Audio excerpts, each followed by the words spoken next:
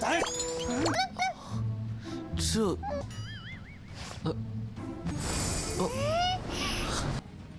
这要从那位大人是谁？牛。最终黑色魔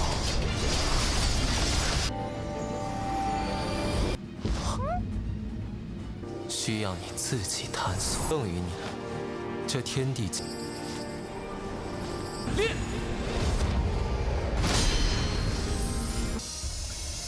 你为何？ Halo guys, welcome back to KD Universe. Mari kita lanjutkan link Utalu atau link U kontinen. Nah, di part hari ini kita semua bakal menyaksikan guys. Chen Tian itu mendapatkan kekuatan dan peliharaan baru nih. Wow, peliharaan baru? Siapakah itu dan seperti apa ya? Kalau berdasarkan part terakhir, kita semua menyaksikan Chen Tian yang tenggelam di kesadaran spiritualnya dan hanya bisa pasrah. Untungnya gak lama dari itu, dia dari masa depan yang muncul dalam tubuhnya membantu dia. Sekarang tubuhnya Chen Tian memancarkan aura yang sangat kuat, membuat Tuan Pedang terkejut bukan main. Karena Chen Tian sekarang seperti terlahirkan kembali. Gak cuma itu, muncul juga seekor rusa putih dari dalam tubuhnya Chen Tian yang menyembuhkan semua luka-lukanya guys. Pada akhirnya Chen Tian tersadar, tapi secara tiba-tiba iblis yang berada dalam dirinya itu muncul entah kenapa. Tentu Chen Tian panik. Tuan Pedang menjelaskan sekarang Chen Tian memiliki 3 martial spirit atau semangat bela diri, yaitu sebuah pedang, seekor rusa putih, dan juga monster iblis. Tuan Pedang menganggap kalau Chen Tian ini seorang monster guys. Tapi gak lama dari itu, tiba-tiba muncullah seseorang yang datang dari arah belakangnya Chen Tian. Ternyata orang itu adalah Raja Iblis Langit yang tertarik sama Lord kita nih. Dan pada akhirnya, kita pun masuk ke intro ya guys.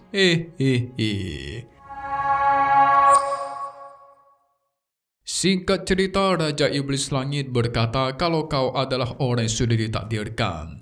Gak cuma itu, si Raja Iblis Langit juga mulai mendekat ke arahnya Chen Tian. Membuat Chen Tian bingung dong. Sama halnya dengan sang Tuan Pedang yang penasaran maksud dari Chen Tian ini. Ditakdirkan sebagai Raja Iblis Langit, atau jangan-jangan dijadikan sebagai hewan peliharaannya, yaitu seekor monyet biru yang ada di pundaknya.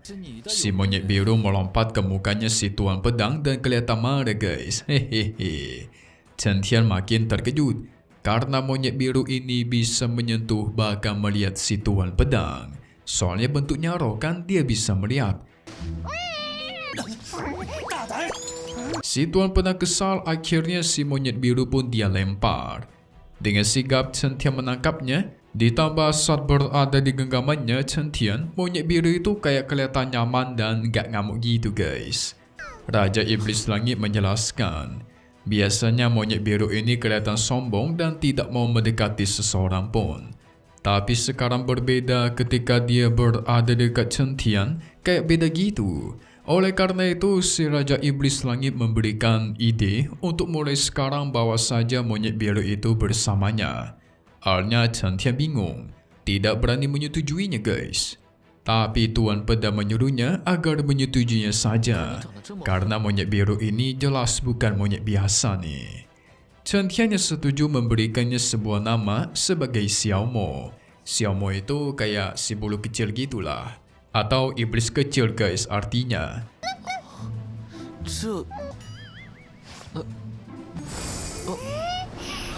Raja Iblis Langit menjelaskan Xiao Mo itu sebenarnya ditinggalkan oleh tuannya, dan memang dia memiliki latar belakang yang sangat luar biasa.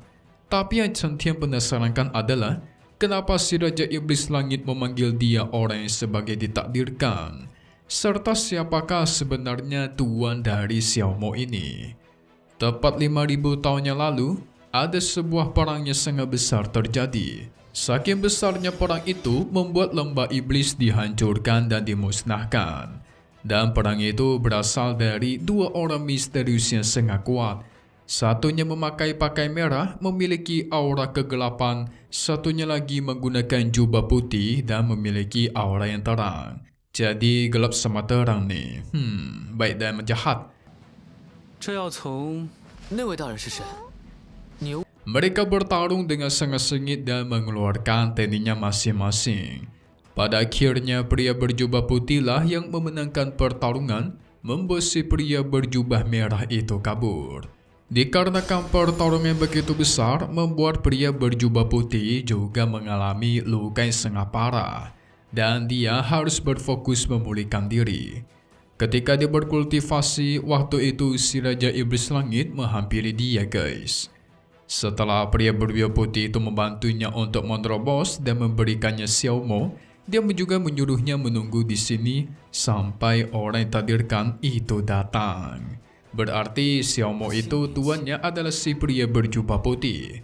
Setelah mendengar cerita itu, Tuan Pedang mengingat pria berjubah putih dan jubah merah yang terjadi pada pertarungan 5000 tahun yang lalu, guys. Berarti benar nih, tidak bohong. 最终，黑色魔 Chen Tian semakin kepo apa yang sudah terjadi 5000 tahun yang lalu. Kayak apa yang membuat perang itu terjadi. Tapi si Tuan Pedang tidak ingin memberitahukannya sekarang karena dia belum siap. Raja Iblis Langit menegaskan ada juga sebuah batu kuno yang ditinggalkan oleh orang itu. Chen Tian dan sang Tuan Pedang terkejut ingin melihatnya. Tepat di bawah tebing, guys, ada sebuah batu kuno yang bertuliskan sesuatu. Tapi maupun Chen Tian ataupun Tuan Pedang, mereka sama sekali tidak bisa membaca huruf yang ada di atas batu itu. Chen Tian sempat merasakan aneh karena seakan-akan dia itu pernah melihat tulisan ini.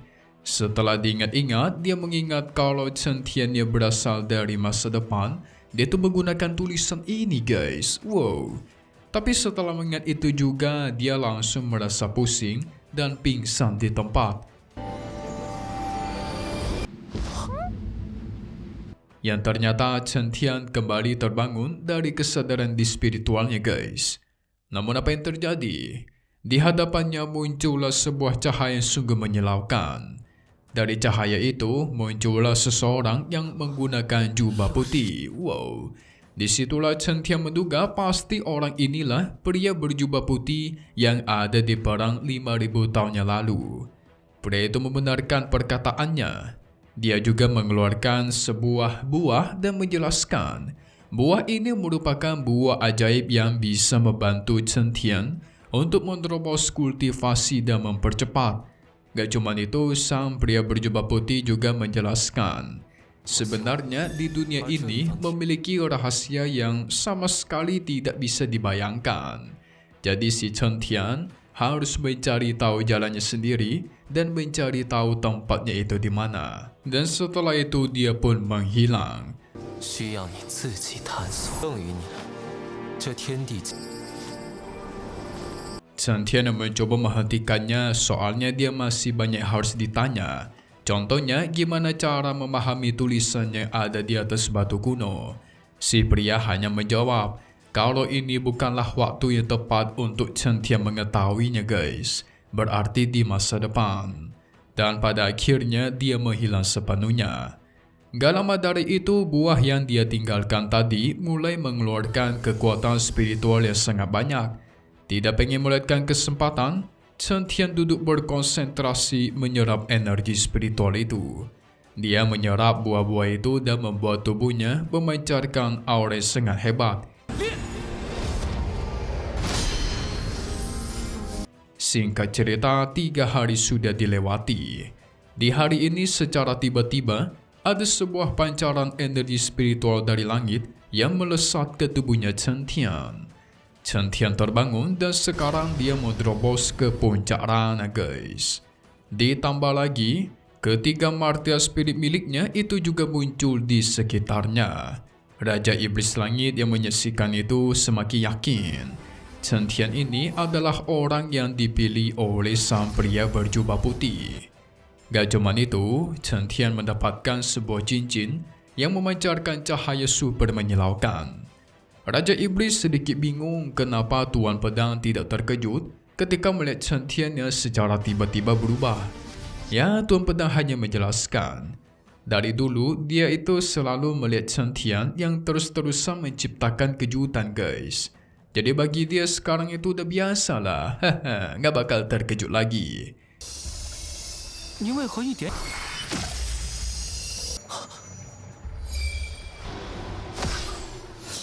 Tidak lama dari itu, dari cahaya yang menyilaukan tersebut muncullah Chen Tian yang sekarang sudah menggunakan pakaian berbeda guys.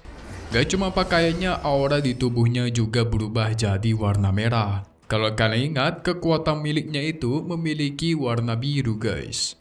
Setelah itu, Chen Tian pun langsung berniat untuk pergi ke pemilihan sekte yang akan diselenggarakan hari ini. Jadi dia berniat memberikan semua orang kejutan dengan kekuatan barunya. Wah, mau sombong ceritanya ya, hehe. Raja Iblis Langit sudah melaksanakan semua misinya dengan baik, sehingga dia pun akan pamit. Chen Tian menegaskan mulai sekarang dia juga sudah bebas. Raja Iblis Langit pun senang dan memanggil seseorang untuk mengantarkan Chen Tian pergi. 天启，你自由了。 Berarti Lord kita memiliki kekuatan baru dan tentu semakin kuat. Emang sekuat apa dan kekuatan baru seperti apa yang didapatkan ya? Kita tunggu lagi di part 33 Ling Utalu atau Ling U Kontinen di hari biasa guys. Pastinya cuma di sini, KD Universe. Thank you buat kalian semua nonton dan selalu support channel Mimin. Semoga kalian semua sehat selalu ya. Memang pamit undur diri dulu. Kita bakal ketemu lagi di video-video selanjutnya. Oke kalau gitu, see you guys.